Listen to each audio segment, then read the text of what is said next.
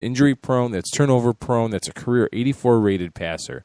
He's not the old Michael Vick that you're thinking of is not walking through that door. The Chargers are the real deal, even if they do have Donald Brown in the backfield because Ryan Matthews is out for the year. I am taking the Chargers at home.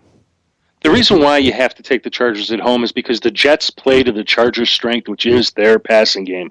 All season, the Jets have given up 10 TDs, and out of those 10, 9 have been passing TDs. Phillip Rivers is this team.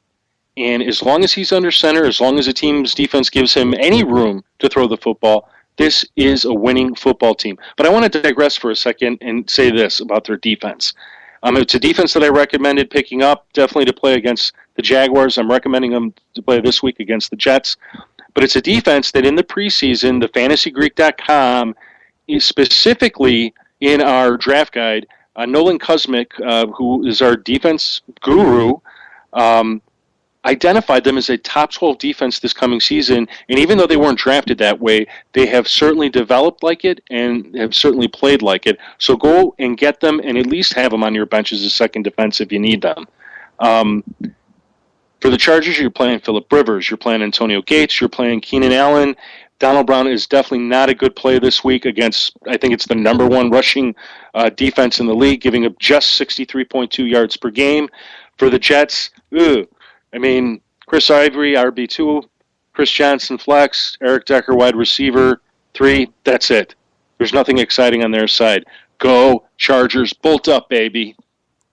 Wow, we get the full bolt up experience right there. Yes, sir. The Cincinnati Bengals travel to the New England Patriots. Oh, the New England Patriots. And if you are following the 87 Sports Fans Twitter account, I made a nice picture of Tom Brady looking up to the heavens, exasperated, with the caption, "Oh, I can't wait to go home and have a Riesling and some brie." God, it's going downhill so far, so fast for Tom Brady and the New England Patriots. And then they welcome in the Cincinnati Bengals, who just might be the best complete team in football this year. I'm saying a lot tonight. I can hear that. I'm gonna have to put myself in DJ timeout after this. There's just no way. Cincinnati's playing too good. I know the Patriots are at home, but they are not your father's Patriots. They're not even your brother's Patriots right now.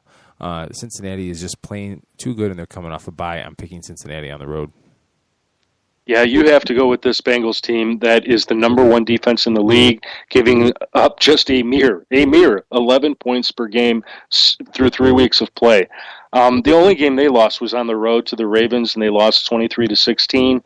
But, I just can't see that against the Patriots. First, Patriots are coming off a terrible loss. I think if it were any other team, the Patriots could bounce back, but it should just be difficult for them against a team whose defense is so vaunted and just so good. If you're let's talk about how you're going to approach this game through fantasy football. For the Bengals to win, they have to run the football. The Patriots secondary is just too good for them, especially with AJ Green up against Darrelle Revis. Now, that's not to say you don't play AJ Green. I still have him as a wide receiver 1 because he can beat Darrelle Revis, but I think that the history is pretty much even to against him in the matchup. So for the Bengals to win this game, they got to run the football. You got to love Gio Bernard is a high-end top 5 running back in fantasy this week. Jeremy Hill, he should make for a decent flex. And outside of that, it gets a little sparse. Marvin Jones might be back this week. You might be able to get him in. He could be a player that could get himself open with most of the coverage getting over to AJ Green. But I'm not a big fan of players their week back playing them unless the practice reports have been outstanding. Start the Bengals defense. For the Patriots, you can play Julian Edelman. You can play Rob Gronkowski. You can even play Shane Vereen because I think for them to beat the Bengals, they're going to have to throw the football. But, boy, that's been their weakness lately. It's just a tough game. I'm not a believer that Tom Brady's career is over, and I'm certainly not a believer that the Patriots' season is over. Hey, it's only week 5, but this week I got to go with the Bengals. The Belichick press conference today was one for the ages. No kidding. Oh, my God. Did you see anything about it? Did you see it or hear it? I did not. multiple reporters. He literally got 5 consecutive questions about either Tom Brady, Tom Brady's age, or Tom Brady's supporting cast, and his answer, quote unquote, all 5 times was, "We're on to Cincinnati now. We're moving on to Cincinnati. We're moving on to Cincinnati." And I was just, if I was in the guy, I would have raised my hand and said, "So what are you on to now?" Because that's just me. And then I would lose my press credentials, and it would just be a mess. Yeah. All right, so the final game of the week, the Monday night game, Seattle traveling to the Washington Redskins, or the Washington football team, depending on your political affiliation. The Seahawks, last time, the question is, are the Seahawks the team that lost to the Chargers, or are they the team that beat Green Bay in week 1? It won't matter this week, because the Seahawks defense, if you thought Kirk Cousins had a rough game against the Giants, the Seahawks are going to eat him alive. I feel very comfortable in that prediction right there. They are on the road. I usually don't like West Coast teams traveling to the East Coast, a couple exceptions, when I picked San Diego to beat Buffalo 2 weeks ago. And I'm learning that the Seahawks seem to play pretty well with these travel games. I don't get it. I don't understand how they do it, but kudos to them.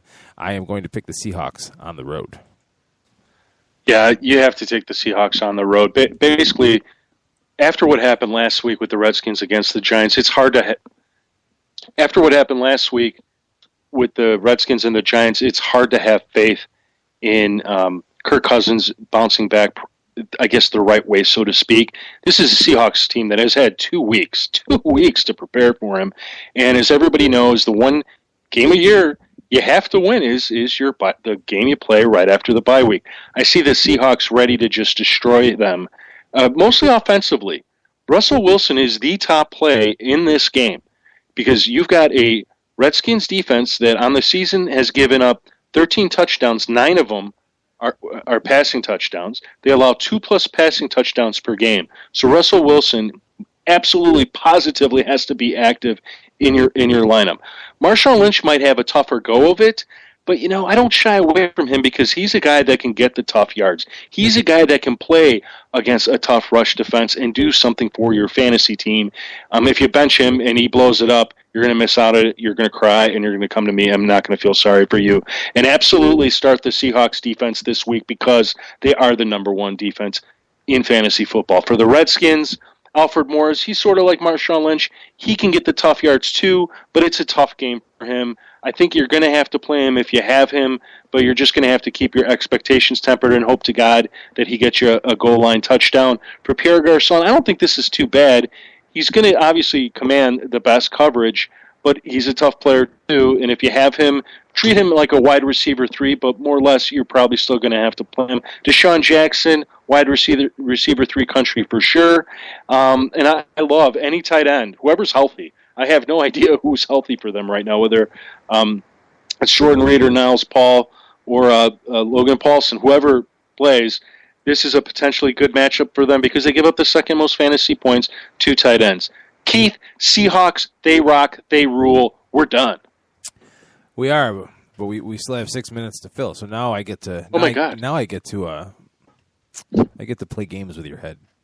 Oh, let's go. That's what I like. So I have not asked you to prepare anything for what I'm about to ask you. So don't worry about stumbling or bumbling as you try to get your thoughts together. And that's the disclaimer for the folks in case you wonder why Jim doesn't have the answers ready to go off the top of his head. So here are my questions to you, because now this is the time where we're in week 5. Usually you play a 13-game regular season. You're approaching the midway mark, and I'm starting to wonder, because I'm in a dynasty league, so what are the must-have rookies that may not be performing right now, but you should get on your roster to use as keepers for the future? Could you ask me any more of a vague question? Which rookies would you have in a dynasty league, even if they're not really performing right now? Well, Bishop Sankey.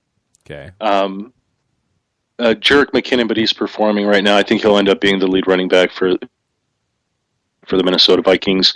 Jordan Matthews, Devontae Adams, Devontae Adams is actually in an interesting situation because Randall Cobb, they did not re-up him on his contract.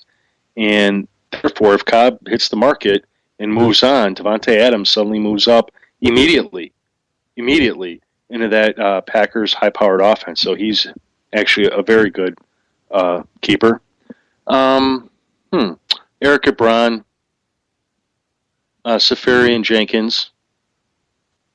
No one's talking about Tyler Eifert right now. And the only reason why I know he's not a rookie, he's a second-year player, but what's interesting about him is he almost was the only tight end on that team, but then they went ahead and re-signed Jermaine Gresham, I want to say right before OTAs, and ended up filling that second tight end position. But next year, Gresham will be a free agent again, I believe, and Eifert should be back in line to be a TE1, and I really wish they would just let him be that, because based on what we saw last year on Hard Knocks, he looks like he's an underused receiving tight end. Boy, I'm trying to think of some other players, some other guys. Brandon Cooks. Have we cooled off on Brandon Cooks? Here's the thing. He's still being highly targeted, and that's why you can't cool off on him. You have to sort of still look at Brandon Cooks and play him. I have him as sort of a wide receiver 2, wide receiver 3 this week because of the favorable matchup that they have against the Buccaneers. In terms of other players, I'm just pulling I pulled my wrong book out. What about the quarterbacks? Bridgewater, Bortles, Carr.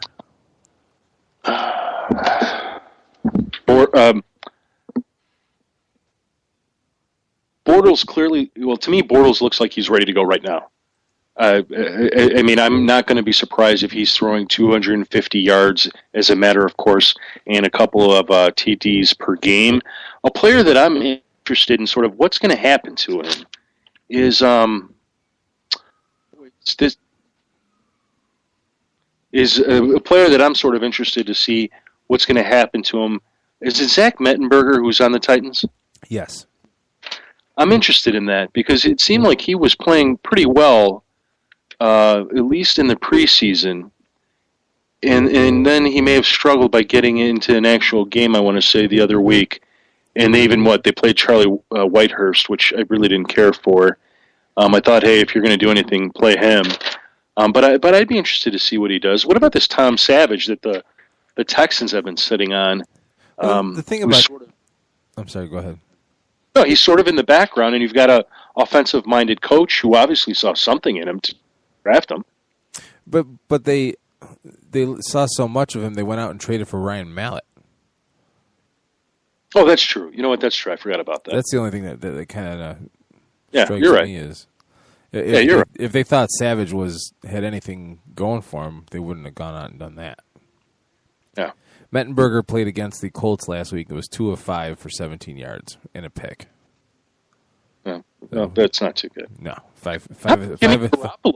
Jimmy Garoppolo comes in, throws for 70 yards and a touchdown. How amazing is that? If Brady does retire, because he is 37 and all, and I'm not saying he will, I'm not saying he should, but if he does, I don't think anybody would worry about Garoppolo stepping in. No, I don't think so either. And, I have a hard time believing that Tom Brady is done. And maybe a part of it is he doesn't look 37 to me. He looks younger than that. He looks like a guy that's still got 5 years, maybe even 10 years ahead of him just because he's aging so gracefully. But obviously that's not the case. He's 37. You could say he might have 5 more years left in him. And it's really going to depend on whether he likes showing up for work. Right. I mean, if he's actually getting tired of showing up for work or tired of the guys that are around him, that could be enough for Tom to just say, you know what, I've just had enough. I've got more money than I'll ever have, and I'm done. Giselle keeps him young. And with keep me. Oh, go ahead. Say that. What were you saying, Jim? Yeah. For Jim Sarantias, the Fantasy Greek from thefantasygreek.com, I'm Keith Greek from 87sportsfans.com. Come correct with all of your fantasy football advice every Wednesday night at 10 Eastern Time on LateNightSportsRadio.com. Have a great week, everybody. We'll be back on the air with new live shows Sunday night, starting with the Bob Sullivan Show, 10 Eastern Time, latenightsportsradio.com.